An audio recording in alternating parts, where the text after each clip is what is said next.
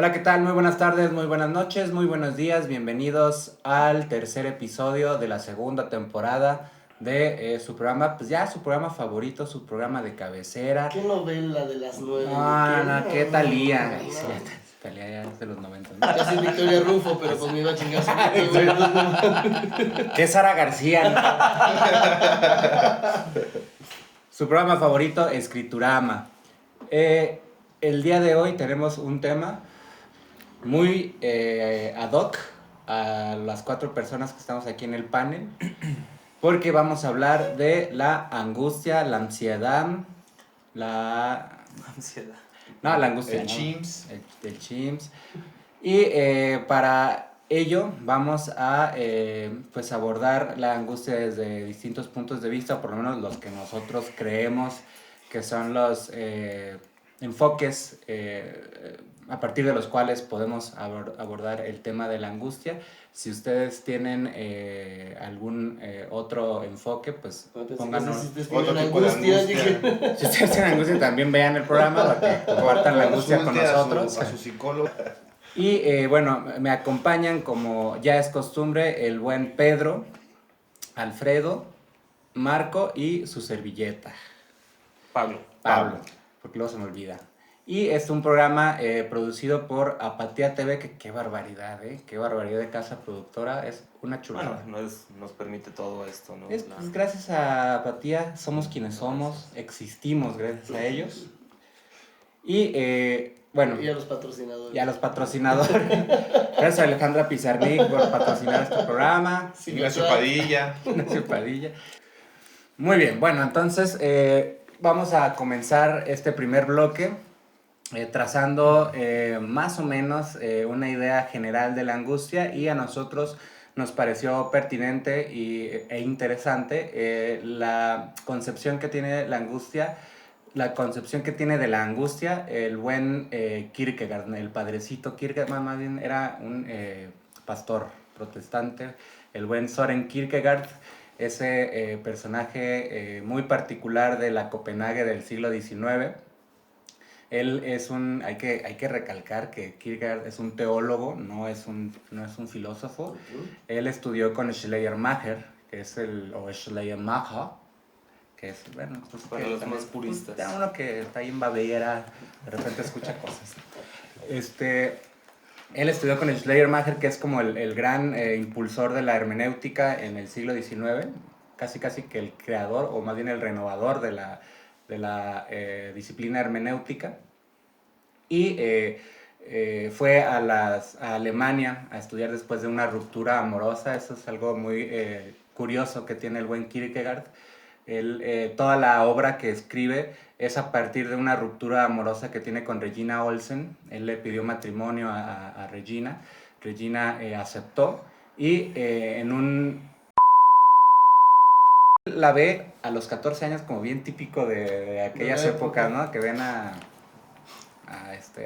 gente pues muy joven y se enamoran. O sea, como que eso de alcanzar el timbre era literal, ¿no? O sea, sí, eso estaba muy literal. Eran otros tiempos, gente. También empiezan a... Ay, repite el siglo. Yo creía todavía no había timbre, güey. Era la campanita. Y él la ve a los 14 años, se enamora de ella. Él estaba pasando por una etapa muy dandy. Él tenía...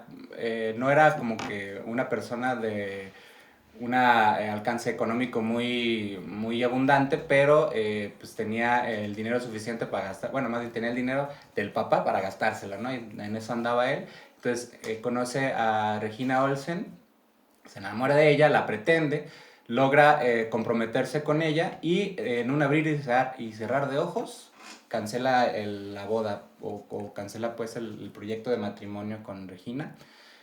Y él no le da como demasiadas explicaciones, simplemente pues le dice que él tiene como otros planes. No eres tú, soy yo. Sí, de hecho le dice, ojalá que conozcas a alguien que te lleve por ese camino de la felicidad, porque yo, ¿qué voy a darte yo si soy un infeliz y no sé qué? Mientras escuchaba, aunque no sea conmigo, Ajá. Celso Piña.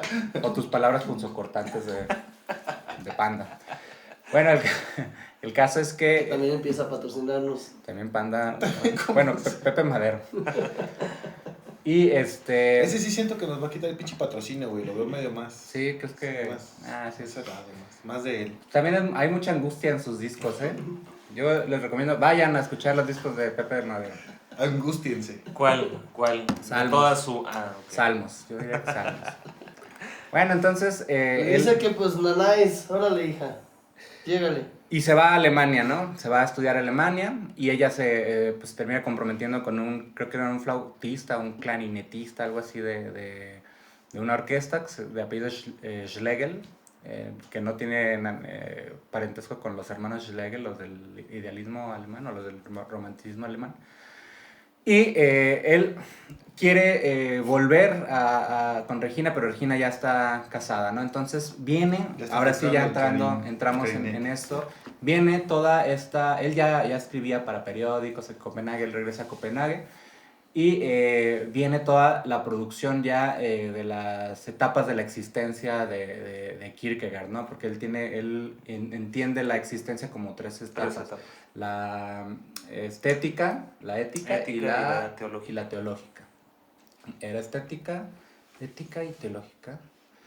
Y bueno, en esta producción literaria que empieza a pensar Kierkegaard, él entiende la filosofía hegeliana desde una postura, digamos, teológica, existencialista, que en ese momento pues no estaba ese movimiento, pero es el origen, ¿no?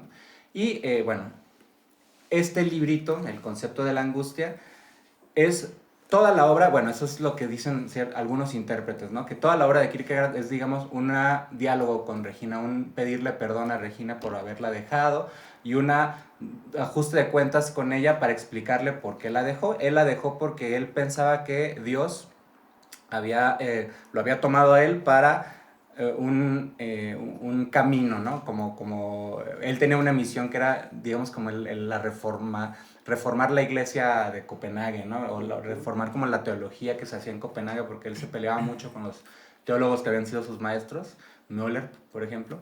Él se peleaba mucho con las ideas que tienen ellos y él dice que estaban tan contaminados de hegelianismo que se habían olvidado del individuo, y ahí es donde empieza el existencialismo, ¿no? Porque él empieza a pensar, es más importante la angustia y la vida del individuo en el mundo y luego ya en la sociedad, pero primero está el mundo, ¿no? Entonces, nosotros creemos aquí en Escriturama que una buena definición que da Kierkegaard, una buena definición de la angustia es la que da Kierkegaard, aquí en el concepto de la angustia, que dice: la angustia es la realidad de la libertad en cuanto posibilidad frente a la posibilidad. Él está pensando en Adán, porque él dice que Adán no hubiera, o sea, que el pecado original no se hubiera suscitado si no es porque Dios les prohíbe a Adán y a Eva comer del fruto del árbol del conocimiento. Y es que no hay nada que se haga con más cariño que lo que nos prohíbe, ¿no? Es lo que hablábamos en el capítulo de sexo, ¿no? Que cuando se hace cuando un tema se prohíbe, tabú o se prohíbe algo es cuando quieres que vayan a leer algo, prohíbelo. Censúralo. Entonces, casi que en ese error cayó Dios, entre comillas, porque él prohíbe a Adán y a Eva comer del árbol, del fruto del árbol del conocimiento. ¿Y qué dice Kierkegaard? Ahí surge la angustia ante la posibilidad de la libertad de Adán de poder ir a comer de ese árbol, que finalmente no es él el que come, sino es Eva, pero cuando Kierkegaard y cuando la teología piensa en el hombre, pues está pensando en los dos, en Adán y en Eva, ¿no? Pues es el género. Y entonces, ahí dice Kierkegaard que comienza no solamente la humanidad con la pecaminosidad, sino ahí comienza la historia. O sea, el ser humano tiene historia gracias a que cayó en el pecado, porque ahí comienza todo el devenir del ser humano, ¿no? Entonces, esa sería como la angustia general, ¿no? Una angustia casi teológica, donde Kierkegaard habla de que la angustia es estar ante la posibilidad de la libertad, o más bien estar ante La posibilidad que la libertad... de ejercer la libertad. Que la libertad promete o que Exacto. le facilitaría. Ante una multiplicidad de opciones, Ujú. eso es lo que nos genera angustia, tener que Ansiedad. elegir entre muchas, ¿no? O, en el caso de Adán, tener que no ser, Kierkegaard llama el periodo de inocencia, ¿no? Adán no sabía, ni Eva sabían que existía ese árbol y que existían los frutos y que ese árbol iba a darles el conocimiento, porque finalmente el conocimiento que habla, por lo menos el texto sagrado, es que... Conocimiento del bien y del mal. sí, o sea, ellos...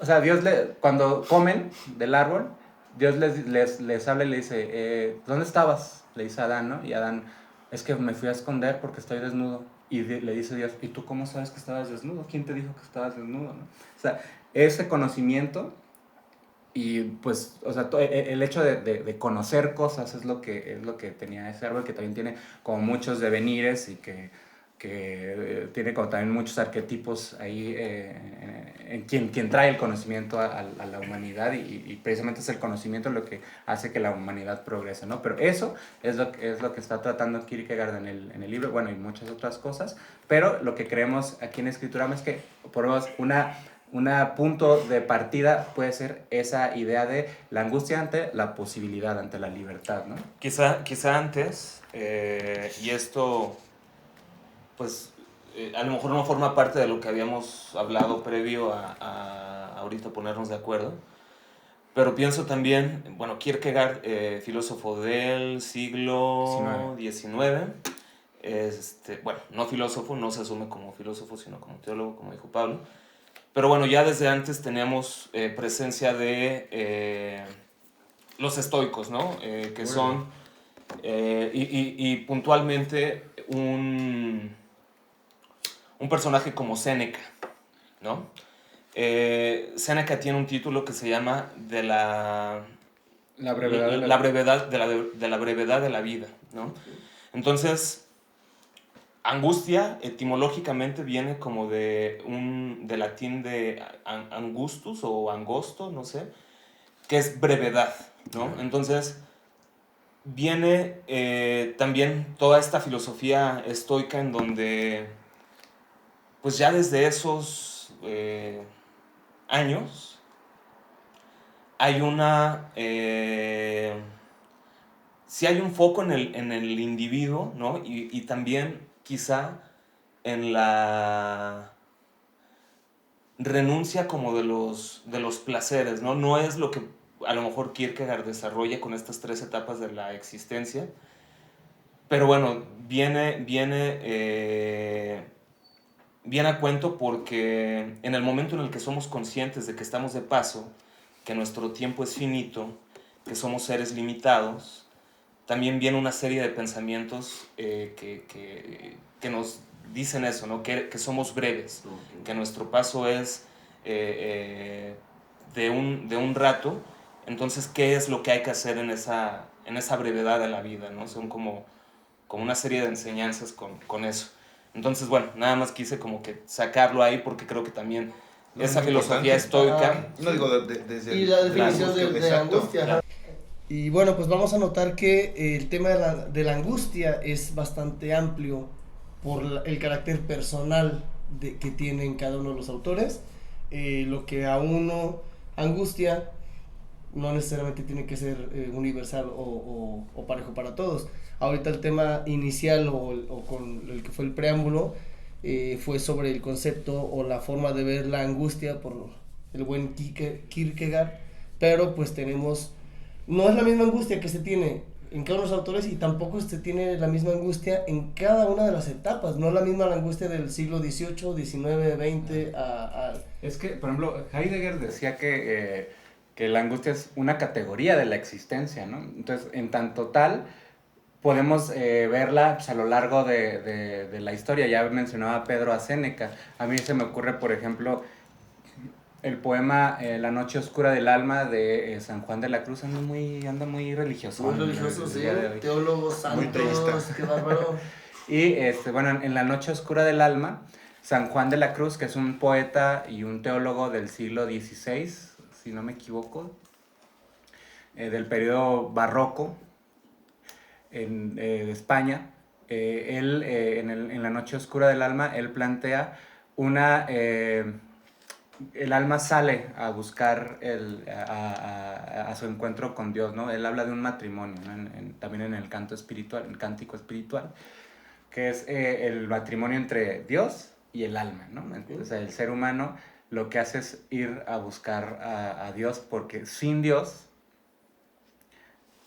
hay una especie de angustia, de soledad y de no concuerda el ser humano con su, pues, con su creador y dos, con su misión en la vida. Entonces, la noche oscura es precisamente, se puede entender, pues se puede interpretar como la angustia, en el sentido de que la noche oscura significa una purga, ¿no? Hay un desasosiego, hay una desesperanza, hay una incapacidad de coincidir con uno mismo, porque hace falta algo, ¿no? Y eso que hace falta es precisamente la relación con Dios. Entonces, esto mismo, perdón que te interrumpa, esto mismo siento que es parte de lo que retoma Kierkegaard con estas 3 etapas de la existencia, ¿no? Exacto. Porque las 2 primeras, que es la primera es la del placer, la estética, bueno, nos dice que las 2 primeras, o sea, la estética y la ética, conducen a la desesperación. Uh-huh. O sea, no puedes quedarte en esa primera o segunda etapa de la existencia. Por ejemplo, en la estética, pues los placeres, ¿no? O sea, buscar como desde un modo hedonista, pensar que tu vida es breve y que tu misión es ser feliz, ¿no? Disfrutar al máximo, ¿no?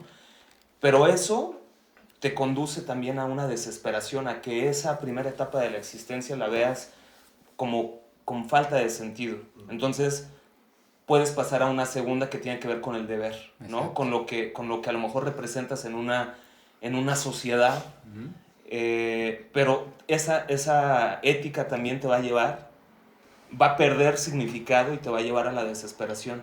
Y la única en donde el individuo es capaz de tener una mayor plenitud es esa trascendencia y la búsqueda de Dios, ¿no? Entonces, esto que comentabas del poema de San Juan de la Cruz, que es como camino que tiene el hombre en la búsqueda de Dios, ¿no? Como una forma de tener esa calma, esa paz, que no se llena de otra forma, sino hasta que conoces como a meta, Dios. como aspiración. Totalmente. Por eso dejó a Regina, porque él dice, es que casarme contigo sería quedarme en el periodo estético, ¿no? Ahorita que mencionan eso, pensaba que tiene mucho que ver la parte teológica con la fuerza que tiene o imprime la compilación de todos los textos bíblicos, porque le dan una especie de narrativa al tiempo, ¿no? Aquí Ignacio Padilla, nunca lo hemos mencionado aquí. Qué raro que lo traigas a colación. Les cuento un poquito de él. Es Ignacio Padilla. Sí. Casi no lo yo hemos leído, ¿verdad? No ha salido al comentario. Mención. No. Él menciona que el cristianismo construyó una idea narrativa del tiempo y entonces le dio un formato de principio, desarrollo y final, ¿no? Uh-huh. Entonces esa conclusión hace sentir la brevedad otra vez, ¿no? La brevedad. Y entonces tú le impones forzosamente una fuerza a lo que está después del fin. Pero el tiempo, digamos, como ocurría, como se movía no es que vaya más rápido, sino para los humanos, el tiempo humano, creo que se volvió muchísimo más ágil en los tiempos presentes, ¿no? En comparación de ese momento. Él dice algo así como, aunque el temor y el ansia de un final de las cosas sean habituales desde hace milenios, no puede negarse que antes se dejaba pasar más tiempo para que la civilización se recuperase de la negatividad del que el mundo terminara. Eso es muy interesante, güey, porque tiene que ver también con el ocio y el poder que quizá en el presente, y esto pues creo que va a venir a cuento con todo lo que iremos desarrollando, con la crítica del presente de cada uno, ¿no? O sea, quienes se han sentido angustiados es porque es como si el presente les cayera de peso, ¿no? O sea, esta forma en que lo dice Ignacio Padilla se me hace muy interesante porque creo que es cierta esta pérdida de la contemplación en la actualidad y del ocio incluso, ¿no? En un momento en donde constantemente nos exigimos la productividad y donde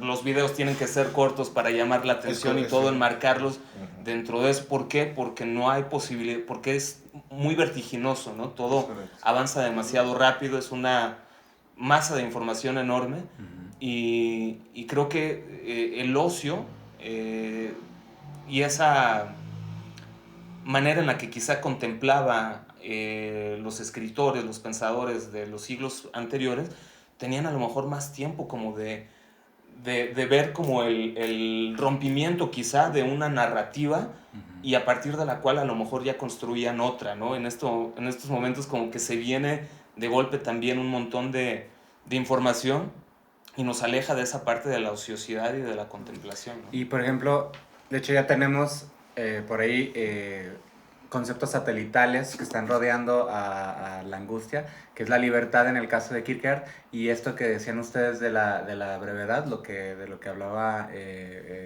Padilla y lo que están comentando Alfredo y Pedro, y o sea, la libertad, la brevedad, que yo también la relacionaría a esta brevedad con el propio carácter del ser humano, que es la finitud, ¿no? O sea, Claro. ¿por qué queremos que todo sea inmediato y rápido y corto? Porque se nos va a acabar la vida, ¿no? Entonces no podemos darle más de media hora a un video, no podemos avanzar más de 2 capítulos en un libro, o no podemos escribir, no sé, ¿por qué? Porque estamos apremia el tiempo, ¿no? O preferimos la información digerida antes que sacar las propias conclusiones a partir de la lectura, ¿no? Exacto. O sea, Que genera una angustia, ¿no? También claro. eso. Por ejemplo, ahorita que mencionaste lo de el ocio, recordaba lo que tú nos contabas de Byung-Chul Han sí. sobre la sociedad del cansancio. Sí. ¿Cómo era la idea más o Sí, menos? pues de es eso, o sea, es que inicia ese ensayo con las enfermedades, o sea, que las enfermedades del siglo XXI ya son más neuronales, ¿no? Que son cosas que tienen que ver con trastornos neuronales como el déficit de atención e hiperactividad y que no son las mismas enfermedades de los siglos anteriores. O sea, creo que en el caso de este surcoreano, lo que dice es que pues es una sociedad que en esa exigencia de ser productiva constantemente, ¿por qué? Porque el único fin, digamos, legítimo que tiene la vida es en función de la acumulación, ¿no? En función también de la productividad, de lo que puedes producir, de lo que puedes ofrecer, ¿no? Entonces, pues sí, básicamente esa es como la idea de... La tesis de Byung-Chul Han. Sí. El valor que te da el poder, entre más generes en menor tiempo es lo que te da un mayor valor. Sí, y que al mismo tiempo nos lleva a ese cansancio, a esa angustia, ¿no? Claro. Sí, pues entonces tenemos, ahí está, ¿no? La finitud, o sea, el ser humano parece estar angustiado pues porque no es eterno. Y también la angustia en esta intención de el sentido de trascendencia, ¿no? Por lo que nos reconocemos finitos y que a lo largo de los siglos y años ha habido infinidad de seres humanos, infinidad de vidas que se han acabado, también esta angustia de precisar y requerir ser recordados, tener esta situación que te saque del montón y haya una necesidad de trascendencia también creo que genera De no ser hemos efímero. hablado por ejemplo como con Aquiles en la Ilíada. en la Ilíada, o sea, era él cuánta gente no fue buscando ahí trascender, o sea, formar parte de esa gran... Sí, por ejemplo, dice Bueno, con esa Alfredo, trascendencia es más como ser recordado, ¿no? O sea, lo que dice, por ejemplo, Alfredo, efímero, ¿no? O sea, aquí en el efímero, pues, güey, se muere y en cuanto se muere, se acabó, nadie lo recuerda, ¿no? Entonces, eso de trascender es, por lo menos, sí hacerte eterno, ¿no? Por ejemplo, yo pienso en Cervantes, que, o sea, me acuerdo en una entrevista, Roberto Bolaño dice, eso critica mucho, ¿no? No, es que quieren la trascendencia. ¿Cuál trascendencia? Si un día va a explotar la Tierra y se acabó Shakespeare, se acabó... Yo no sé si estoy tan de acuerdo con Roberto Bolaño en el sentido de que, pues, Cervantes creo que sí trascendió su tiempo. Bueno, no creo, obviamente trascendió. Más 400 años. Ajá, pero aparte permeó toda nuestra forma de hablar, o sea, nuestro lenguaje, nuestro idioma, está totalmente determinado por lo que él... Sí, lo que dice también, creo que en esa entrevista, si no me equivoco, es que hay una búsqueda muy solemne de quedar marcado en la historia por parte de los autores, ¿no? Y hay una producción tal en la literatura que cuando se mira ya con lupa, vemos que pues está cargada de un montón de lugares comunes entre muchos autores. Y él se asume a sí mismo como parte de esos. Sí, o sea, él tampoco considera que sus obras estén... en esa clasificación en donde vayan a sobrevivirle, ¿no? O sea, él dice, la revisión de la historia de la literatura la podemos delimitar muy bien en 5 autores, o sea, así muy bien acotada, ¿no? Y todo lo demás... De hecho le dice, ¿no? Dime 5 poetas chilenos, ¿no? Así como que sean como... que cumplan con esa norma que él también estaba como criticando, ¿no? Sí. Entonces, pues eso es como también la búsqueda, ¿no? Que han tenido esa solemnidad que quizá está cargada en los escritores de que sus ideas y de que su literatura les sobreviva y pues no necesariamente, ¿no? Sí, es verdad.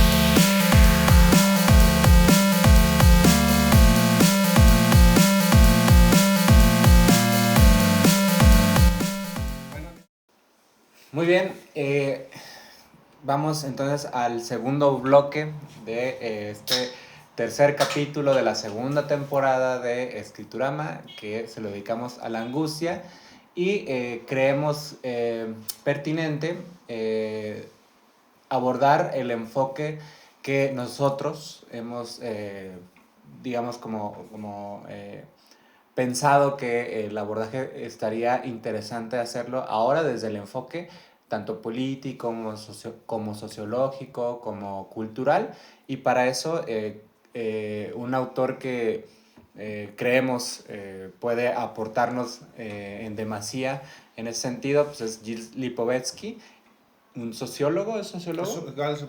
Gilles Lipovetsky es sociólogo. Sociólogo francés.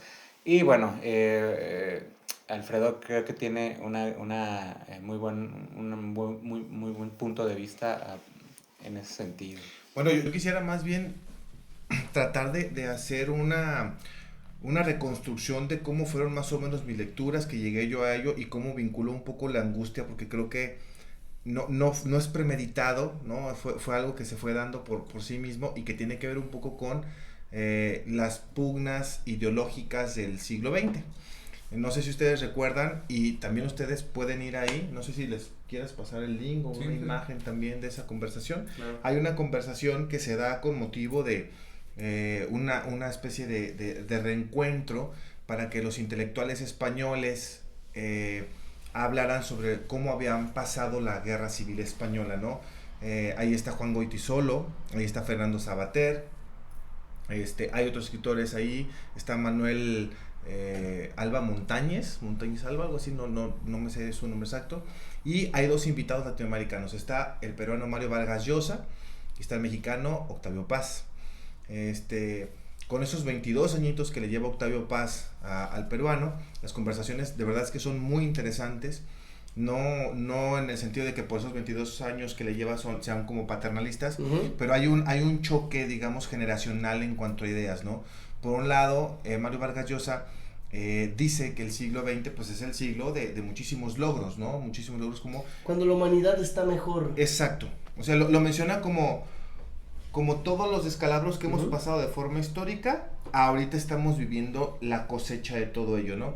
Y menciona una especie de numeralia ahí suelta, donde habla pues del voto, del voto universal, ajá, el reconocimiento de derechos. Ajá, los derechos humanos, ya no hay esclavitud, no sé, hace una serie y lo que Octavio Paz dice es que me asombran todos ustedes que están aquí, son artistas, son escritores, son críticos, tendrán pero que tener... repasa a todos. No, el cuate agarra para eso. Porque habla, me sorprende que ustedes... Eso. O sea, me sorprende que ustedes estén diciendo que ustedes... Qué extraño que son ustedes los que están sí, ¿qué repasar les pone? No, los raspa muy interesante, ¿no? Porque es prácticamente un regaño, ¿no? Es prácticamente un regaño donde dice, no se dan cuenta que es el siglo de las 2 guerras mundiales, La bomba atómica. de la guerra atómica, de los ajá. holocaustos, de los campos de concentración. Sí. Alemanes y rusos, Sí. o sea, también no es como... Y luego aparte hace una mención respecto a que en el siglo XIX se mencionaba que la mejor época era el siglo XVIII. Exacto. Y en el siglo XVIII se mencionaba que la mejor época era en 1700. O sea, va avanzando. O sea, Sí, realmente es verdad. la mejor época se ve siempre... A retrospectiva, ¿no? Ajá. Parecería. Y la angustia por eso es así, ¿no? O sea, la angustia también se ve, yo creo que en el momento y en retrospectiva de repente le indilgamos felicidad, éxtasis, euforia, donde quizás solamente hubo un presente inmediato que se iba desgajando por sí mismo, pero que no por eso era más importante que los otros presentes, no De sé. hecho, Octavio Paz, me acuerdo de la raspada en el laberinto de la soledad. Justamente hay un capítulo que habla de la inteligencia mexicana y es un reclamo a los escritores, a la parte de la cultura de dejar de ser un referente en la toma de decisiones, en el termómetro de socialmente, que ya se deja de ser influyente como líderes de opinión. Entonces siento que la repasada que les ponen en la entrevista es justamente esta angustia que siente Paz de ver que los escritores, que los pensadores, que la gente de letras deja de tener este pensamiento como crítico, ¿no? Ajá, exactamente, deja de levantar la voz para poder hacer esa... Que por ejemplo, o sea, esto del pensamiento crítico que ahorita está como medio muy de modita ahí en YouTube con ciertos personajes cuyo nombre no quiero recordar. Y no pienso mencionar porque no pagan derechos de... Pero que, es que el pensamiento crítico, la madre. Pues el pensamiento crítico, para empezar, pues lo que primero que debería de criticar es su propio presente, ¿no? Y ahora que mencionabas el laberinto de la soledad, antes ya de entrar para... No, es que te toda la razón eso. Él habla también de la situación en la que vive el Pocho, ¿no? Uh-huh. Donde dice que no es ni de aquí ni de allá, o sea, no es ni de México ni de Estados Unidos. Entonces como que hay una búsqueda de identidad que puede también generar esta angustia que siente estas personas que... La angustia de pertenencia. Y que es tan vigente, o sea, ¿cuántas personas ahorita no están viviendo eso? ¿Hasta dónde pertenece? Porque él lo pone el Pachuco, pero el Pachuco degenera en el Cholo, o sea, es de acuerdo, estamos hablando de Pachuco, Paz lo escribe en los 50, sí, pero luego viene siendo la parte del Cholo, o sea, la parte, esta agresividad que tiene violenta. Barrial de una pertenencia. Y hay otro libro, incluso podríamos pensar en hacer en un futuro un programa acerca de la mexicanidad, que estaría como muy interesante. Si les late, escríbanos, ajá, coméntenos si les latería que hagamos un programa de los pachucos, cholos y chundos. Chichincas y malas fachas, allá los chompiros. Porque hay un libro de Samuel Ramos que se llama El perfil del hombre y la cultura. Perfil del hombre y la cultura en México. El perfil del hombre y la cultura en México. En el perfil del hombre y la cultura en México, él también habla de esta falta de identidad que tenemos en México porque nos deslindamos de la cultura prehispánica y siempre estamos pensando en que debemos ser como los europeos. No. Entonces generamos una especie de complejo de inferioridad. Él toma a Adler, que es el psicólogo que aborda el problema el complejo de inferioridad. Dice que en México, este libro se escribe casi al mismo tiempo o se publica casi al mismo tiempo que El laberinto de la soledad. Okay. Entonces, Samuel Ramos dice que el mexicano tiene un complejo de inferioridad con Europa. Quiere ser europeo, ¿por qué? Pues porque incluso hasta los mismos insurgentes o los caudillos insurgentes, llámese Miguel Hidalgo, que aquí, bueno, no sé, tú sabrás más. Sí gritaba "Viva Francisco VII". Felipe VII era el que... Fernando VII. Fernando... ¿Y quién dije, Francisco? Ajá, No, sí era Francisco, viva Fernando VII, ¿no? Ando cagando. O sea, no sé, o sea, o sea, él dice, es que ni siquiera nuestros caudillos estaban pensando en una identidad mexicana, estaban pensando en ser como El Europa. caudillo que retomó un poquito más la idea de libertad o independencia americana viene a ser Morelos. Pero el primer cuadro, la intención, hay que recordar, digo un poquito hacia atrás, pero cuando se proclama la independencia mexicana, con el grito, España estaba En guerra. estaba invadida por Francia. Napoleón. Ajá. Entonces, ¿cuál era la intención?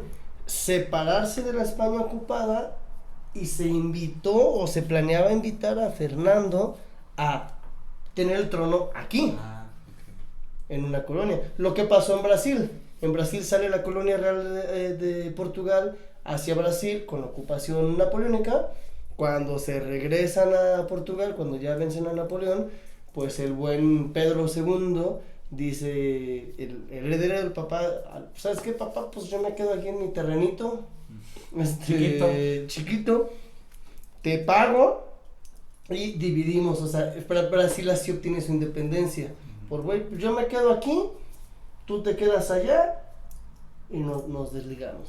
De la mexicanidad, que también hay una angustia, precisamente retomando lo que decía Marco del laberinto de la soledad, pues que hay un libro que es el de Ramos, que también como que nos permite plantearnos esta angustia, incluso hasta en nuestra propia mexicanidad, que incluso ahí puede estar presente como una especie como de angustia, ¿no? De no saber ni dónde somos, ¿no? La falta de pertenencia, ya me acordé. No recuerdo qué autor, lo vi en un programa, en el Mañanero con Broso, mencionaban que un autor manifestaba el fracaso de los gobiernos a lo largo de la historia de México, y mencionaba el que existen cinco Méxicos: el México del sur, el México del centro, el México del norte, el México indígena y el México en el extranjero.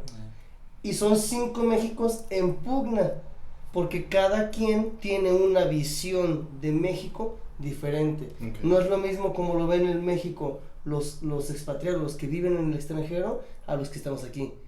No es lo mismo en México como se ve en el norte, en las ciudades como Monterrey, Chihuahua, más industrial, a como se ve en el sur, claro, a como se ve en el centro. Cuando una política que no va a enterrar del centro se impone y se quiere imponer a los demás, viene el fracaso. Sí, es correcto. Y viene la angustia.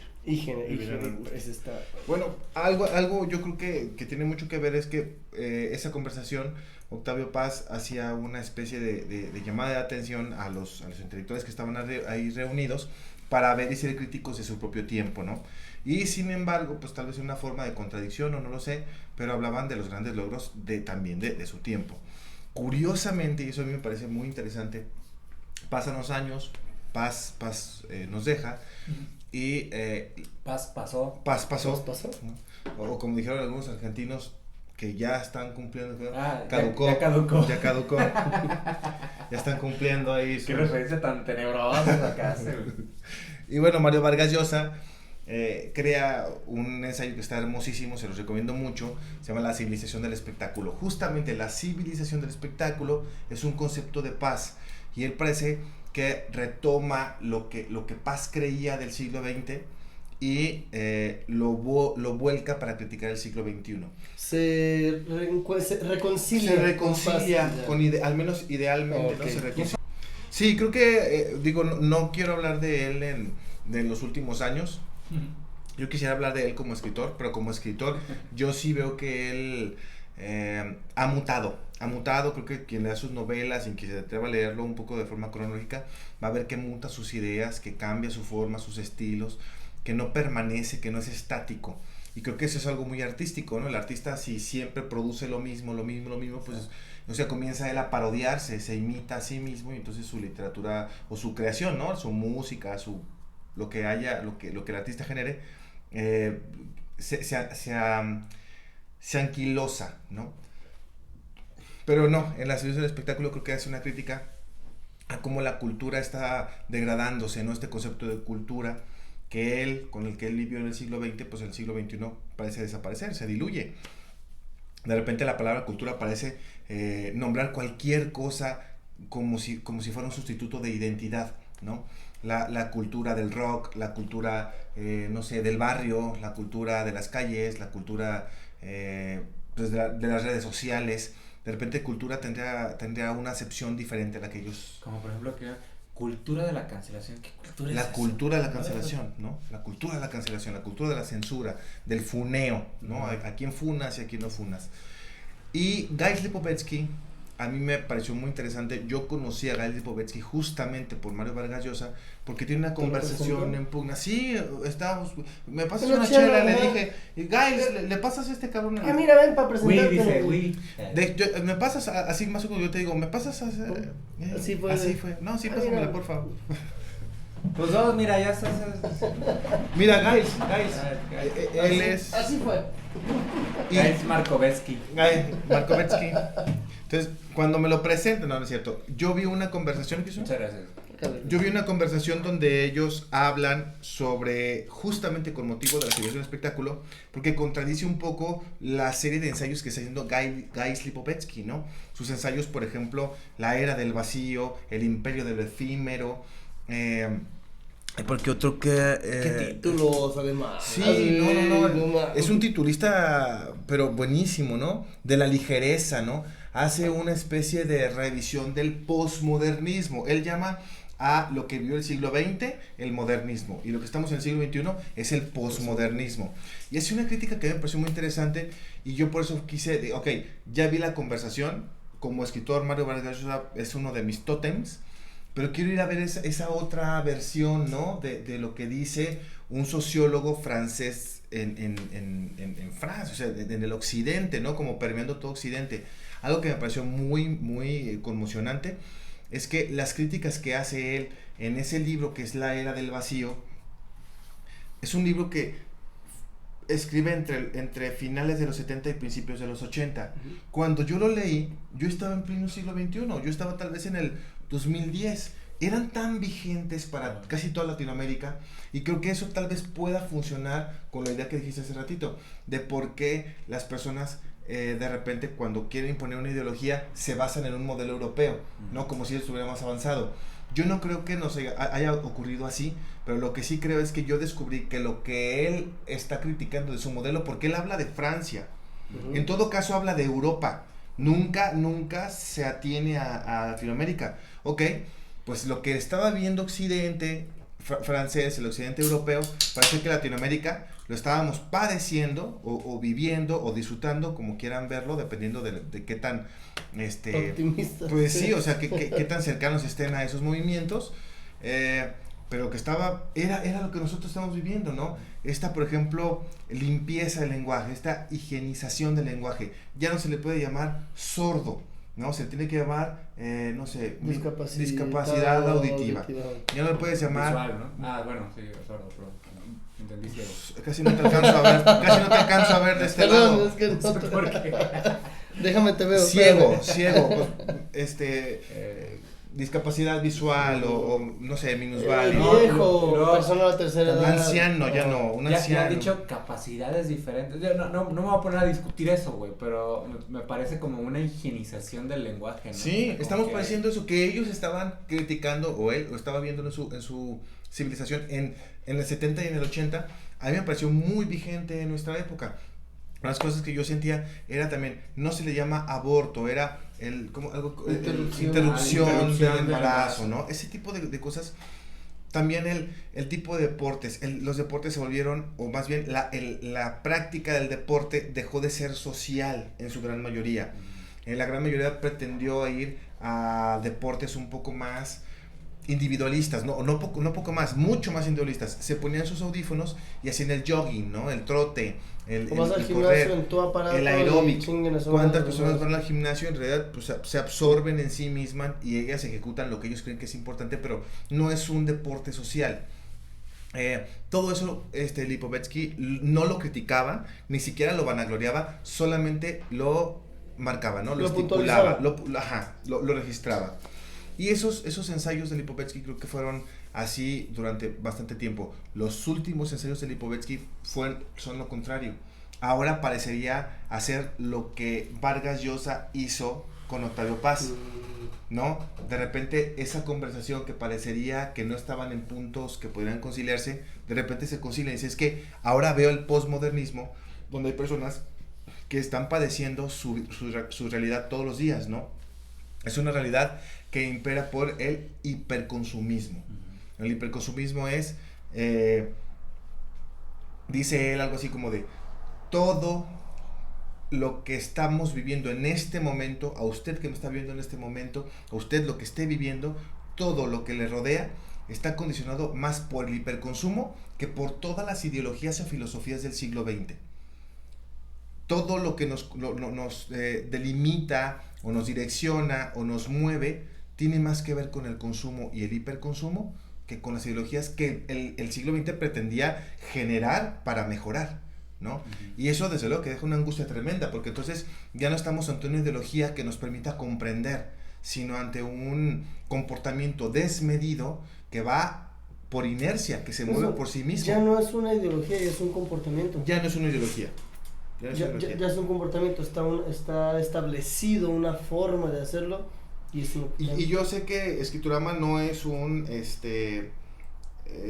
proyecto que tenga que ver con la política directa, no es esa mi intención, pero creo que una imagen que hemos visto en México es cuando se había visto que un partido de derechas, un partido de izquierdas y uno de centro dijeran, hay que hacer una...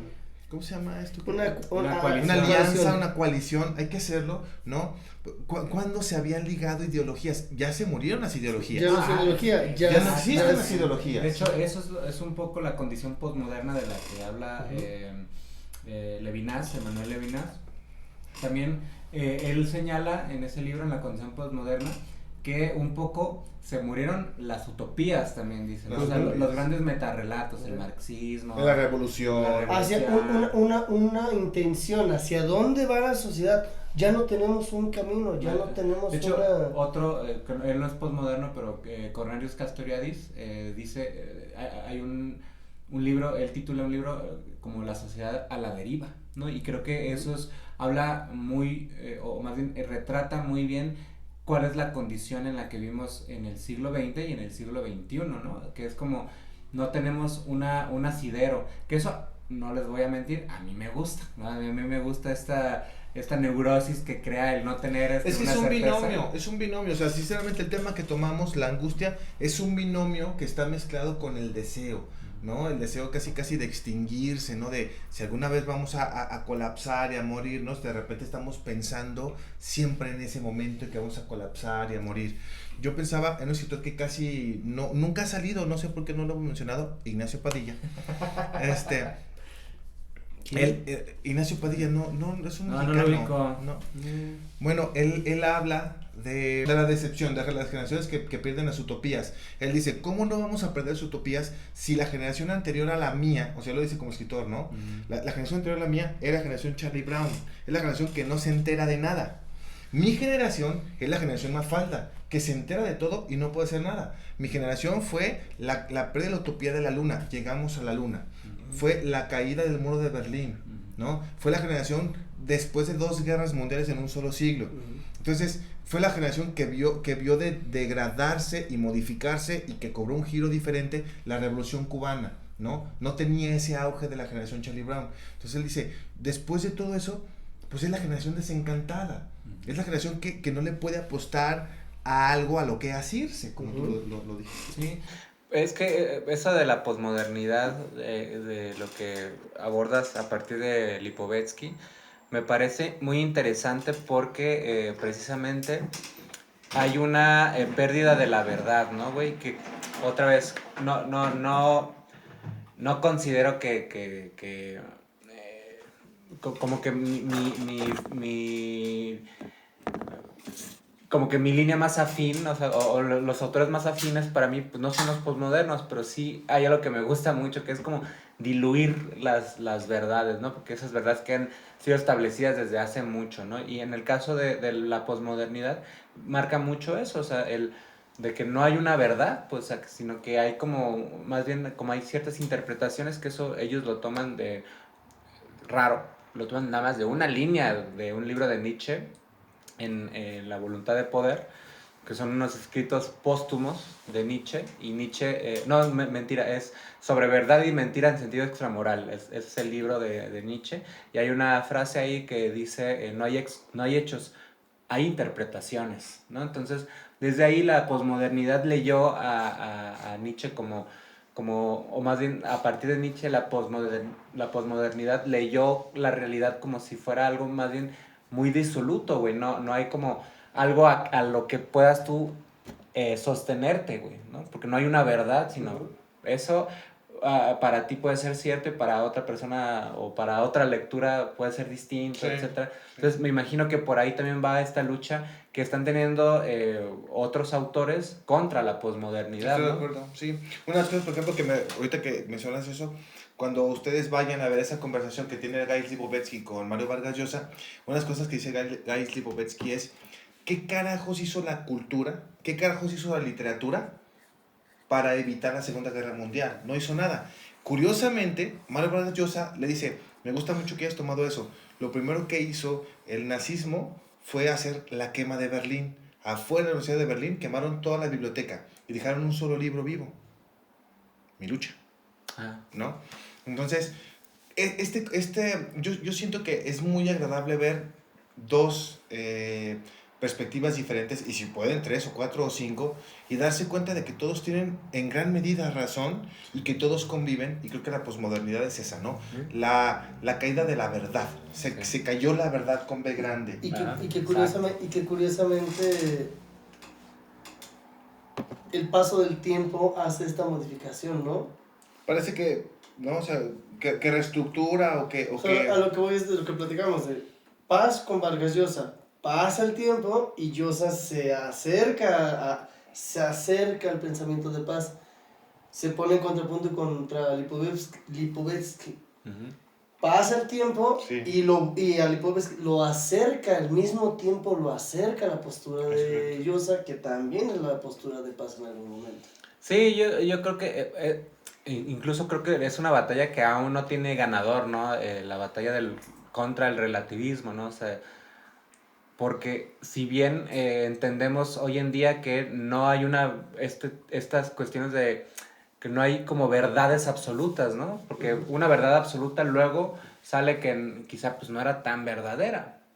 Incluso, por ejemplo, la posmodernidad ha permitido pensar incluso en si los derechos humanos eran en verdad tan humanos, ¿no? O tan derechos. O tan derechos, o sea, o si se trataba de todos o sea, a ver, todos los hombres son iguales, pero hay unos que son más iguales que otros, ¿no? O sea, no es lo mismo un cabrón en Francia que un cabrón en Nigeria, o en Senegal, o en Tuxtla Gutiérrez, pues, o sea, este tipo de cuestiones que nos hacen reflexionar en torno a estas cuestiones que eran quizá tan inamovibles como eran los derechos humanos, pues no sé, cualquier verdad que hasta hace muy poco estaba como muy bien establecida, nos ha permitido a nosotros la posmodernidad pensar si eso era en verdad así. El problema es que si no hay verdad y todo es válido y todo es verdadero, o depende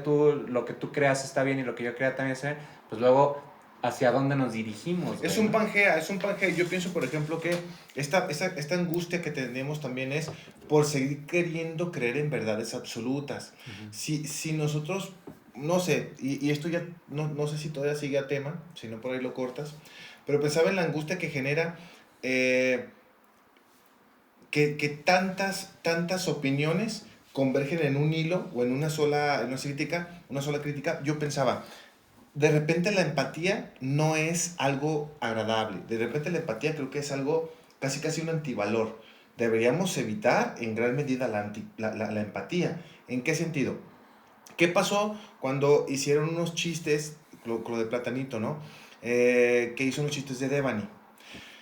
La gente que estaba opinando sobre ello, por empatía, sintió el dolor de los padres, ¿no? Sintió la angustia de los padres. Entonces la asumió como propia y se atrevió a escribir del tema. Hizo, ¿no? larguísimos comentarios. Unos comentarios más agresivos se lo hicieron a Francisco Escamilla. Francisco Escamilla lo único que dijo fue, es que curiosamente cuando pasan este tipo de cosas, el problema siempre es del comediante. Creo que fue lo único que dijo, ¿no? No fue una defensa absoluta. Incluso creo que mencionó que no le parecía el mejor chiste, ¿no? Después de eso, hubo personas que le deseaban la muerte a sus hijas, ¿no? Ojalá le pase a tu hija para ver si sigues pensando lo mismo. ¿Cómo es posible que una persona que esté luchando de una forma lógica, desde el sentido común, esté luchando porque no haya desapariciones, porque no haya feminicidios, porque no haya asesinatos, como quieran llamar, termine deseándolo por empatía? Entonces de repente tenemos la angustia que nosotros mismos generamos por ello, o sea, solamente porque creemos que el bagaje que tenemos a nuestro alrededor, en lo que nos alimentamos, nos da la suficiente, ¿cómo se puede decir? Calidad moral o bagaje, ¿no? Para emitir una opinión. Y nos aferramos tanto a ella como los siglos anteriores se aferraron a los ideales, pero ellos eran colectivos. Aquí son solitarios, aquí están pulverizados, están atomizados. Entonces estamos haciendo que en una vasija pues metan 700, 800 opiniones. Y por esos ideales pulverizados es que tienen un menor peso. Claro. Sí, o sea, incluso esta idea que es de no digan esto, no se haga esto, no piensen esto, no vean esas películas. Ahorita con lo de Woody Allen tiene cancelado ya varios años por lo sucedido con su hija y con cuestiones que, bueno, ya será la vida de Woody Allen, ¿no?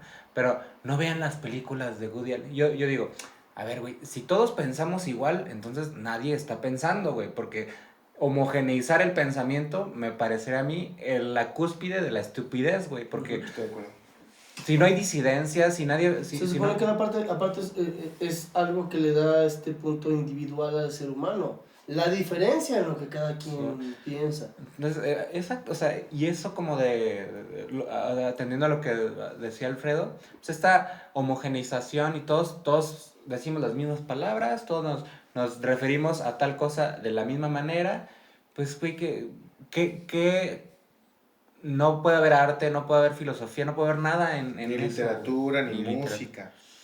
Entonces, y creo que es angustiante, ¿no? Es que la angustia de esta deriva que tenemos de no saber, de no hay verdades absolutas y estamos como en un mar de incertidumbre, ¿no? Lo que comentan, o sea, en un inicio platicamos sobre la angustia personal, ¿no?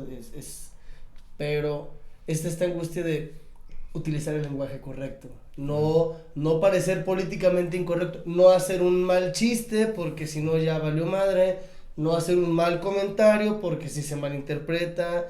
O sea, ¿cuántas veces no nos ha pasado? Y le ha pasado a infinidad de gente. Un comentario desafortunado, sin intención, una palabra mal utilizada. Entonces, tener que estar todo el tiempo pensando en cómo lo va a interpretar cada una de las personas que lo va a recibir para tratar de no quedar mal con nadie. Sí, está muy claro. Sí, entonces, este segundo bloque hablábamos como de la angustia en la cultura, en la política, pues precisamente por esto, ¿no? Porque ya llevado a un plano, digamos, social, también genera una angustia el estar en una sociedad a la deriva y lo que decía Alfredo, pues, en una sociedad donde impera el hiperconsumo, ¿no? Ahora, para aterrizarlo también en tema, tuve una epifanía. Para aterrizarlo en tema de la literatura también es, ¿y en qué estamos cayendo en cuanto al trabajo literario? Obras que sean políticamente correctas, que no entren en ningún tema, no toquen ningún tema que pueda generar ansiedad en el lector para evitarse un problema y poder ser un modelo de consumo, un producto de consumo. Pero en eso la literatura está perdiendo. Sí. ¿Cuántas obras no han sido como platicamos la vez anterior, Lolita? Sí, claro. O sea, ha habido El Marqués de Sade, o sea, ha habido... Acaba de pasar la noticia de que cuentos de Roald Dahl, no sé si vieron Roald eso. Dahl. Cuentos de Roald Dahl están siendo reescritos, o sea, ojo, no censurados, reescritos. Quitan las partes que ellos consideran que son ofensivas, modifican, por ejemplo, no me gusta Joseph Conrad, va a leer a y ponen, no sé, a el escritor de Las uvas de la ira, John Steinbeck. Van a poner John Steinbeck. No me gusta que diga feo, eliminó la palabra feo. No se puede decir feo. Pues entonces ya no es Roald Dahl, ya es... No, ya. Y el asunto es eso, que no están hablando de la edición donde aquí le ponen adaptación. No, están vendiéndola como si fuera la obra de Roald Dahl. Y eso está Asco. muy delicado. Es un asco. Entonces se está volviendo este tema de la angustia, también el manejo de la angustia. Siento que, al menos en este caso, cine y literatura, sí pierden. ¿Por qué? Porque es que se busca, en detrimento de las historias y del trabajo que se realice, caer en un lugar común donde a nadie le cause escozor el tema que se está tratando. Que nadie se angustie. O sea, vuelvo a lo mismo. O Me sea, da ansiedad. si todos pensamos igual, entonces nadie estamos pensando. Es güey. correcto.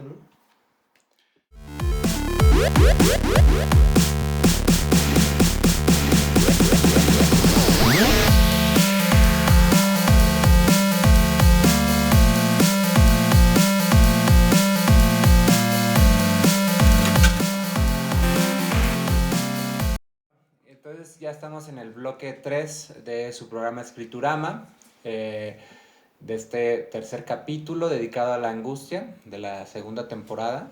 Y ahora vamos a acotar el tema de la angustia dirigida en el individuo. Con el rey, Con el rey rey.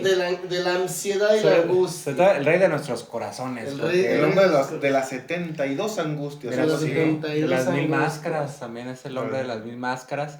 Es un autor que en Escriturama le tenemos pues mucho aprecio. Particularmente ha sido alguien que me ha acompañado mucho tiempo. No hay como un libro que me haya pegado tanto no sé, incluso hasta me ha llevado como a reflexión, a cosas como muy, muy chidas. La verdad es un libro que le tengo mucho cariño, que es el libro del desasosiego, del buen Fernando Pessoa. Es un escritor portugués, nacido en el siglo XX, no tengo ahorita la fecha de su nacimiento. 1888, Antes nació en el siglo XIX, 1800. en Lisboa. En Y se Lisboa. nos petateó en el 35, joven. Joven, sí, murió joven. Y él vivió un tiempo en Sudáfrica, donde él aprendió inglés, él tradujo obras de Shakespeare, de hecho él trabajó un tiempo para una empresa inglesa, bueno, él llevó una vida, bueno, durante su vida él estuvo escribiendo una especie de diario, que ahorita vamos a entrar ya al libro del desasosiego, pero El contexto del buen Ajá. Pessoa. pero que deviene pues en el libro del desasosiego, que está firmado por uno de sus heterónimos, que no son, no es un seudónimo, porque él le da toda una característica tanto psicológica como sociocultural a cada uno Le de crea sus, vida, le ¿no? crea una vida, y Exactamente. por No eso es Le crea no es un lugar de no es un nacimiento, nombre una más, jerga, una clase no es social. un nombre más, es una personificación, Es una personificación. le da una historia. ¿no? En el caso del libro del desasosiego es el buen Bernardo Suárez. Que por cierto es contador, y quién más no podría escribir un libro del desasosiego sino un contador. Exactamente. Carajo, Bernardo Suárez. Pues de hecho también Pessoa, ¿no? Trabajaba para era un tenedor de libros, Correcto. que eran estos que llevaban como una especie de registro, ¿De ¿no? cuánto ingresos, entradas y salidas eran los principios contables? Y bueno, él tiene toda una producción literaria de poesía con Alberto Caeiro, que es un poeta, el buen Ricardo Reis, que es otro poeta que tiene un carácter más monárquico, era algo como más cercano a la derecha. Tiene historias policíacas. Exactamente, También, tiene ensayos. Bastante. Tiene su propio personaje detective, ¿no? Que es la Cuaresma. Ay, Cuaresma. ¿Es Cuaresma? Se me fue el nombre. Y bueno, el libro del desasosiego es, como decíamos, él lo dice en el prólogo, él se encuentra porque él recurría mucho a los bares, él tenía un problemita, ¿no? Pues no entiendo a la gente que le gusta beber, Sí, ¿no? O sea, tampoco. realmente no termino de entender qué gusto le agarran a la bebida. De hecho, yo conocí una foto gracias a los profes de la última página, que los que les mandamos un afectuoso saludo hasta allá, hasta Argentina. Pero ellos, hablando Hasta el Cono Sur. hasta el Cono Sur, mencionaron una foto donde él le manda, no sé si a una persona con la que él se estaba relacionando sentimentalmente, pero él está echándose un hidalgo de chela, o no sé qué sea, algún licor, y le dice, en flagrante de litro.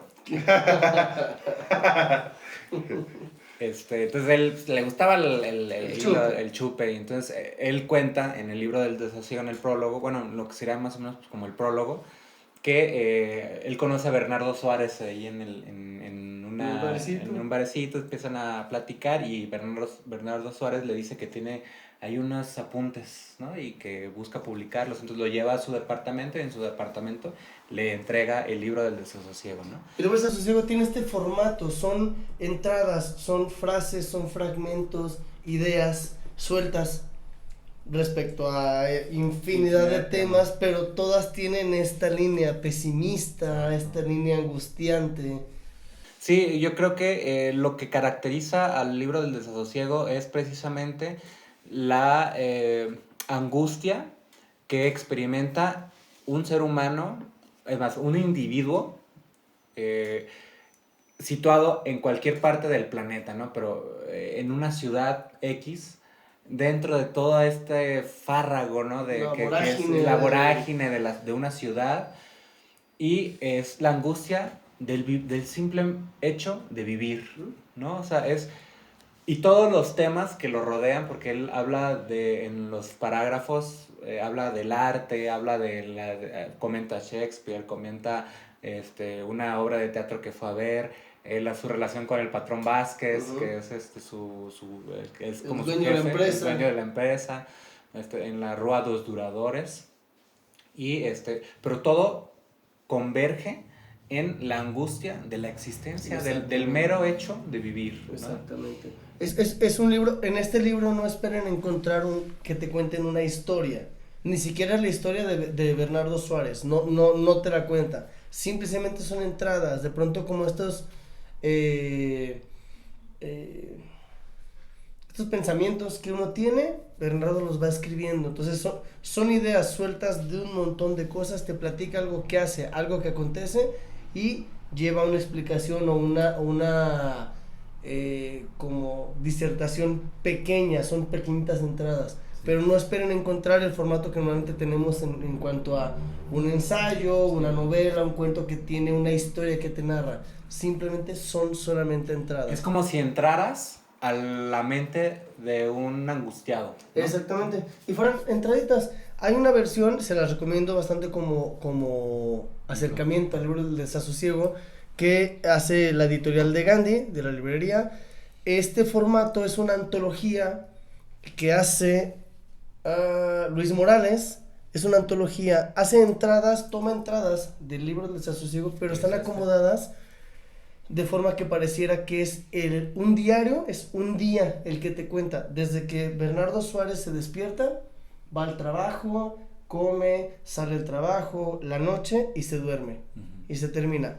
Es un excelente, o a mí se me hace una excelente forma de acercarse al libro del desasosiego. Si lo lees cortito y te gusta, entonces ya vendes tu riñón y ya te compras el de te compras el de digo, vean la diferencia en cuanto te vuelves a monorreno.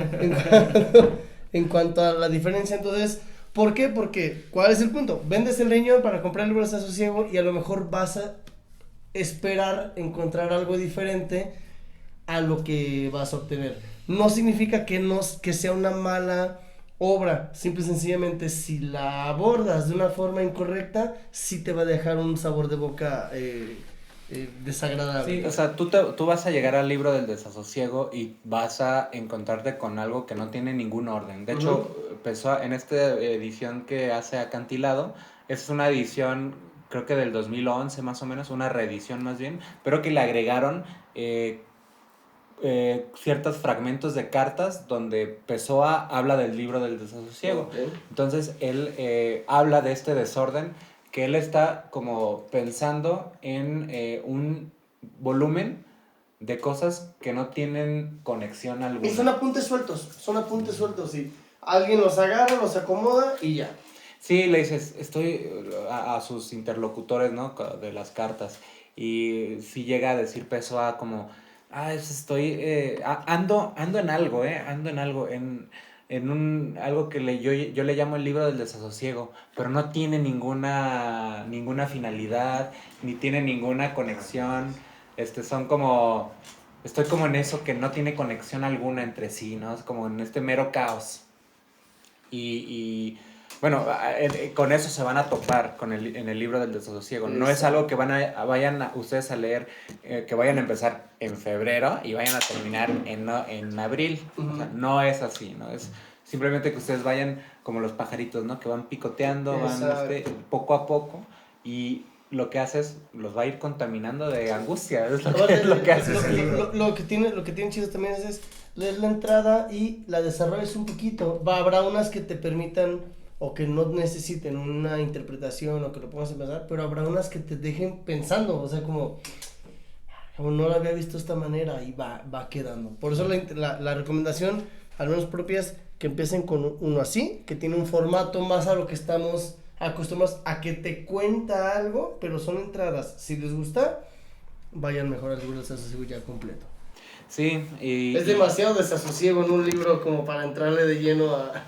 O sea, sí, es un reto en el sentido de que no tiene una línea, o sea, no hay una línea, bueno, la línea que une todo pues es la angustia, el desasosiego que llama. Es más, les voy a leer cómo define Pessoa desasosiego. Dice Pessoa en una carta que le envía a Joao de Lebre. Es una carta donde Cuadrado Perfecto, que es el compilador, o quien hace el estudio y la recopilación de Acantilado, él recoge ciertas cartas donde el Pessoa habla del libro del desasosiego, y en una de esas que le manda a Joao, dice Pessoa, ese libro, el libro del desasosiego, se llama Libro del Desasosiego a causa de la inquietud y la incertidumbre que son sus notas predominantes, ¿no? Entonces, ¿qué es esta angustia de la que nosotros estamos hablando en este bloque, en el individuo,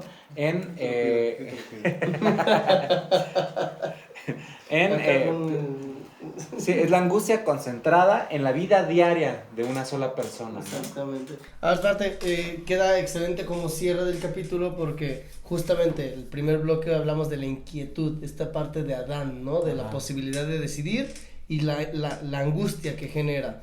Y en el segundo sería como una enfermedad congénita del padre Adán. Ajá, exacto. Correcto. Qué bárbaro. Sí. Ay, mira, que te lo pongan así en... Es más, el título es el pecado es una enfermedad congénita. Sí. Alfredo Cedillo 2023. Y en el bloque 2 hablamos sobre la incertidumbre, que es la base lo que provoca esta angustia, ¿no? Entonces, el libro de desasosiego creo que viene a ser un excelente cierre. Con nadie más angustiado que el buen Bernardo Suárez. Bernardo Suárez, ¿no? Uno de los heterónimos de Fernando Pessoa, y la verdad que no sale tanto patrocinándonos, no ha salido tanto, pero no había salido Pessoa, de hecho. Sí, la verdad, sí, voy a sacar una medio mamador, pero sí ha sido un poquito como medio el soundtrack de mi vida, así como el libro de desasosiego, sí he encontrado ahí todo lo que estoy buscando, de repente sí lo encuentro en el libro del desasosiego. Y atrás una guitarrita de Pepe Panda, ¿no? Uy, güey, Pepe Panda y Fernando Pessoa. Ahí está ya Ahí mi está, vida, ya mi vida. Ahí está mi vida. Perfecto. Pues quieren que vayamos ya con los libros Vamos con las recomendados? recomendaciones. Vamos para allá. Pues bueno, de angustia yo les quiero hablar. Normalmente la historia de la conquista de México, los libros o el acercamiento que se tiene son con las cartas de relación de Hernán Cortés o la historia verdadera de la conquista de Nueva España de Bernaldez del Castillo. Miguel León Portilla hace un trabajo que me parece delicioso. Recopila diversos relatos y testimonios, pero de la parte de los indígenas. Claro. Te cuentan la conquista desde parte de ellos, ¿no? Entonces, el libro se llama La visión de los vencidos. Es como lo ven tlaxcaltecas, aztecas, pues, todas las poblaciones del Valle de México va recopilando.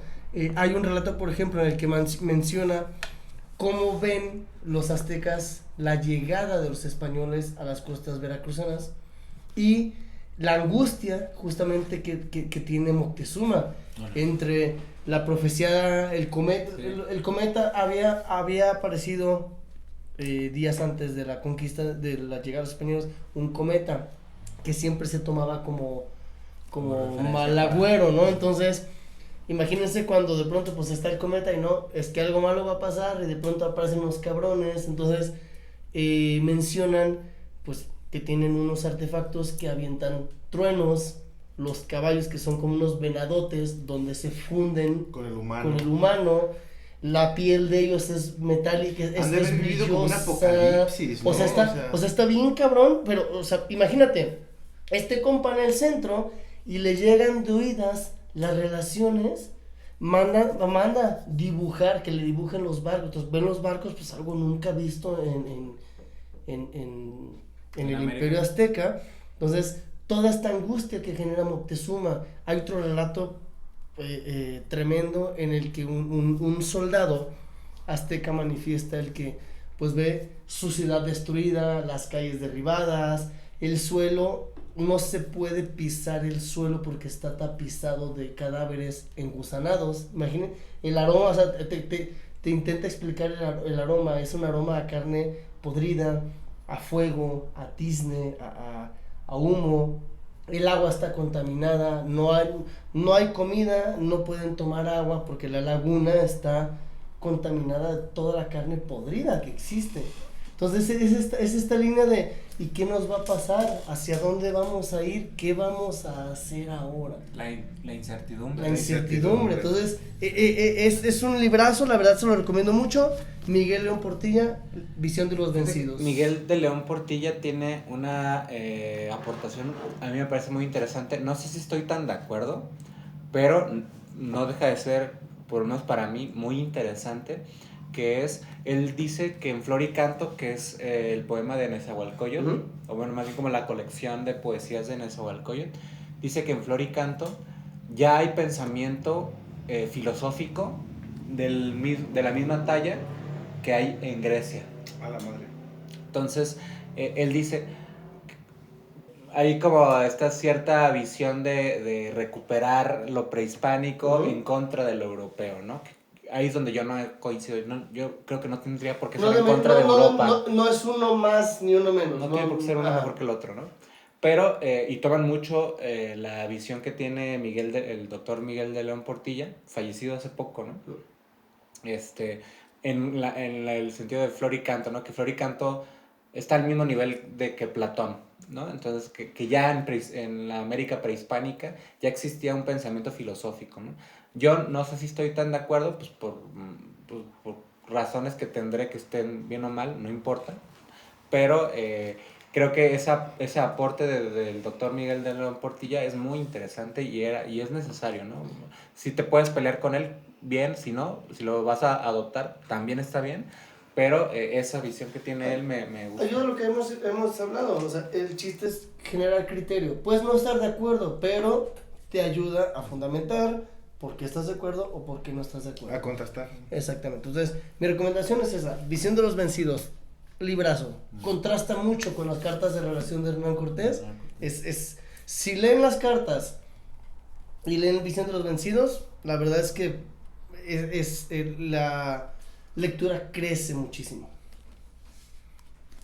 Bueno, yo voy a hablar más bien de un libro que no sé si eres angustioso, pero a mí me generó muchísima angustia. La angustia te la dio. Sí, esto es completamente personal. Sufrí, padecí una novela hermosísima que es El obsceno pájaro de la noche de José Donoso, el chileno. Pero lo padeciste no por la novela, lo padeciste por lo que te generó a ti. Sí, es personal. Okay. Sí, este es un viaje personal, ¿no? Es una novela que creo que te invita a hacer un viaje personal. Voy a tratar de sintetizar un poco porque no se puede sintetizar una novela como esta, ¿no? Son 500 páginas en la No se te va a caer edición porque de vas a romper Alfaguara. el ladrillo del piso. Sí, son 500 páginas de edición O de si se sienten en de peligro, Alfaguara. pues se lo lanzan. Se lo Ah, sí, lanzan. sí. O si te tiran. Y que el como- pájaro le produzca la noche en la nuca al otro, sí. José Donoso hace una historia sobre el Chile que ha dejado de tener los hacendados, pero los vestigios de la hacienda pues todavía tienen dones, son señores poderosos que tienen grandes predios, casas, haciendas venidas un poco a menos. Por ahí hay un hacendado que tiene muchas casas en el centro y él, en una forma muy católica de pertenecer, de hacerse al pueblo, de ganárselo, les deja sin renta algunas casas. Unas de ellas son utilizadas para orfanato y otro para un asilo. Y de repente él decide que necesita una de esas casas y las personas que organizan, que administran estas dos instituciones deciden hacer una fusión y a las personas que están en el asilo las pasan al orfanato. Las cosas que ocurren ahí son súper grotescas, son oscuras, son perversas, están cargadas de una maldad, de algo irrespirable. Una degeneración. Hay una mujer que es anciana, que se hace pasar, como es ya muy chiquita, se hace pasar por una bebé para que una de las niñas más desarrolladas del del orfanato, la amamante, por ejemplo, se hace pasar por niña, para que la limpie, para que le cambie el pañal. Al mismo tiempo esta jovencita sale todas las noches porque está enamorado de una botarga con la cual tiene sexo, y ese hombre que está dentro de la botarga, que tiene mayor malicia y mayores años, vende la botarga, la renta la botarga para que alguien más pueda aprovecharse de la niña que está enamorada de la botarga. Alguien que está entre esa fila de personas que se aprovechan de la niña es justamente el ex hacendado, que tiene un niño con ella. El niño es un... Bueno, él cree que es el niño, pero... Él cree, es justamente, tienes toda razón, él cree que es suyo, ¿no? Lo que sale es un niño con una deformidad, ¿no? Entonces él, de una forma muy paternalista, agarra al niño, lo lleva a la hacienda, perimetra, y crea una ciudad solamente para él, una ciudad de monstruos, así lo nombran ellos, ¿no? De deformes, de personas que nacieron con alguna tara física. Se Los trae de dedica a todos reclutar. lados. Los recluta por todos lados, Uh-huh. les asigna un lugar en esa nueva ciudad, pequeña y constrita para su nuevo príncipe, ¿no? Para que él sea normal. Para que él sea normal. O sea, si el deforme ve a alguien deforme, entonces todos estamos igual y yo me considero normal. Pero si esa persona que tiene esa malformación convive con personas que no la tienen, entonces él es el que está mal. Él O trata... sea, para ellos una persona sin una deformidad es el que vendría a ser diferente. Entonces, se las recomiendo muchísimo, pero mi recomendación para este capítulo va porque yo iba a la página 300, 350 y yo necesitaba respirar. La atmósfera es muy cerrada, es muy apretada, no hay aire ahí, es una novela muy cerrada. De repente yo suelo leer vinculando o mezclando lecturas justamente para eso, ¿no? Para evitar de repente que cierta música por repetición me parezca un sonsonete, entonces de repente voy a otras músicas para regresar y seguirlas disfrutando. Iba yo hacia otras y eso no me cambiaba la sensación de asfixia. Es una novela que me gustó mucho, pero que estoy seguro que voy a volver a leer. O sea, la recomendación, por eso mi comentario inicial, tu recomendación es te generó angustia, pero es una novela que vale la pena. Sí, no. Definitivamente vale la pena ir a Tienen ella. que ir a ella. Tienen que ir. Bueno, ya con esto que dice Alfredo del Océano Pájaro de la Noche, a mí me gustaría dar algo tan, con tanto feeling como ese. Estaba pensando si yo cambiaba de libro para yo no quedarme atrás, pero no lo voy a lograr. Creo que el libro del desasosiego pues, es algo que a mí marcó mucho en muchas de las cosas de la manera que tengo de entender ciertas cosas pues, de la vida. Pero voy a recomendar un librito del buen galán que apareció en el primer bloque, que es el buen Soren Kierkegaard. El guapo del Soren. Está guapo el Kierkegaard. Voy a recomendar un libro que se llama Temor y Temblor. Yo tengo la edición de Colección Argumentos de Fontamara, pero está también editado por Alianza. Esto lo cuido. Temor y Temblor. Temor y Temblor es un libro donde Kierkegaard trata la angustia desde el punto de vista ya no de Adán, sino de Abraham. Ella se brincó al otro patriarca. Al otro patriarca, exactamente. Pero, ¿qué es lo que sucede? Es que a mí me parece incluso más interesante lo que hace Kierkegaard con Abraham, porque hay que recordar así rápido la historia de Abraham. Abraham era un viejito que ya no tenía edad para tener hijos, y él no había podido tener hijos, o porque Esther era estéril, o porque él era estéril. Alguno de los dos tenía ese problema. Ahora, perdón, como acotación, hay que tener en cuenta que cuando la historia de Abraham es este traslado en el que tu único paso o el único recuerdo de tu paso por esta vida era tu descendencia. Entonces Abraham estaba condenado, para que entiendan el contexto de por qué era la importancia de que Abraham tuviera hijos. El problema era que Abraham iba a morir y nadie se iba a acordar de quién había sido Abraham. ¿Por qué? Porque se manejaban, eras Pepito, hijo de Luis, Luis, nieto de no sé quién, de Abraham.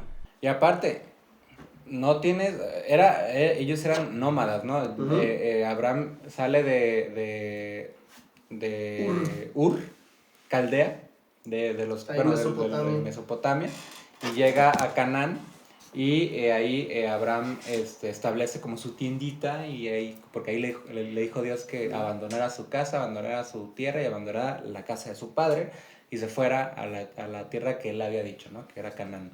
Entonces se va para allá, pone ahí su tiendita, y más o menos empieza ahí a la historia de él, sedentarios, y que ya no sean nómadas, que el ser humano ya no sea nómada. Obviamente no ese es el origen, o no sabemos, pero bueno, ese es el origen según la tradición judío-cristiana. Y él no puede tener hijos, ¿no? Entonces, ¿qué pasa si no tienes hijos? Que alguien va a venir y te va a quitar tu tierra, ¿no? Entonces, tú necesitas hijos varones, para que se establezca pues tu linaje, ¿no? Entonces, bueno, él no puede tener hijos con Esther, ya están muy avanzados en edad los dos, y tiene un hijo con Agar, que era como una sirvienta, una esclava, que es Ismael, donde vienen los musulmanes. Y pasa el tiempo, y un ángel les permite que tengan a Isaac, ¿no? Que es como ya el primogénito de Abraham, que es donde vienen los hebreos. Bueno, Dios le manda a Abraham que sacrifique a Isaac, ¿no? En el monte Moria. Entonces, Abraham, sin chistar, o sea, sin decir nada, agarra a Isaac, se lo lleva al monte Moria y lo va a sacrificar en holocausto. Ahí volvemos a la misma línea. De pronto es algo que se argumenta del cómo Dios va a pedir que sacrifique un ser humano. Por eso la explicación. En realidad lo que se pedía o la enseñanza que da es, Dios lo que pide es que sacrifiques la vanidad de tu nombre para él. O sea, no es asesinato, es más bien como la humildad de tener un hijo da pie a que tu nombre se recuerde, y lo único que se pide es sacrificar, no a un ser humano, sacrificar tu vanidad de que tu nombre perviva. Sí, ¿qué es la enseñanza? Que tú no eres más que Dios. Eso es lo que están queriendo decir. Resumen de todo Sí. el Antiguo Todo, Testamento. exacto. De hecho sí. O sea, Resumen de todo el Antiguo Testamento. nadie es más que Dios, eso es como lo que quiere decir el texto sagrado, pero lo que dice Kierkegaard, que a Kierkegaard, a ver, como dijimos en el bloque 1, Kierkegaard renuncia al amor de Regina y él se establece como la analogía con Abraham e Isaac. Entonces, Abraham está renunciando a Isaac. Ajá. Como él renunció a Regina, ¿no? Entonces, él dice que Abraham pudo haber pensado muchas cosas, dice, que le cayó mal la cena y se está imaginando que Dios le dice que sacrifique a su hijo. Me intoxiqué con algo. Ajá, que está loco, o sea, ¿cuántas posibilidades se abren a partir de esa orden que le da Dios de sacrificar a su hijo, ¿no?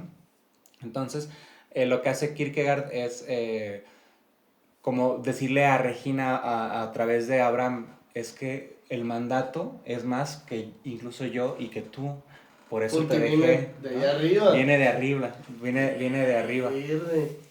Por eso, o sea, no creas que fue por culero, fue porque mira lo que le pasó a Abraham. A Abraham le pidieron a su hijo. Ajá, a mí me pidieron por relación contigo. Exacto, entonces. ¿Cuál es el libro? Se llama Temor y Temblor, de Søren Kierkegaard. Y está padre, pues, porque viene ir y venir entre la vida de Kierkegaard y la vida de Abraham, porque, o sea, él se como homologa respecto a... No es que él se sienta igual que Abraham, pero como que la situación... Estas similitudes. Exacto. Órale. Pues, él encuentra la similitud entre lo que le pasó y lo que le pasó a Abraham. Es un libro... uno tarda en entrar a él, pero ya que estamos en la misma línea de pensamiento que Kierkegaard, es muy provechoso por los ejemplos que pone Kierkegaard, ¿no? ¿Qué tal si Abraham estaba loco? Dice, ¿no? O ¿qué tal si durmió mal y soñó eso, ¿no? Se le subió el muerto. Exactamente. Y bueno, pues entonces esas serían las recomendaciones del día de hoy. Pues les agradecemos su visita, su angustia. Esperemos no haber generado ansiedad en ustedes, y para que no tengan ansiedad los invitamos a que nos sigan en redes sociales. En Instagram es la vacuna. Instagram como Escriturama el canal, en Facebook como Escriturama, que sigan a nuestra casa productora Apatía TV en YouTube y su programa favorito Escriturama. Y bueno, pues ahí están también otros contenidos de fútbol. Ya próximamente saldrá otro que no tiene nada que ver conmigo. Ya, qué bueno. Y parece que la productora nomás tiene a un mismo tiene un güey con uno y aparece que no tenemos director de casting, güey. Y bueno, pues les agradecemos su visita y pues nos vemos en el próximo capítulo. Allá nos vemos. Sigan, qué bueno que siguen este canal, y también les invitamos a que vean las cápsulas de Vuelta a los Clásicos. También, ya tenemos 3 que esperemos que también les gusten. Les gusten mucho. Miren, muchas gracias. Adiós.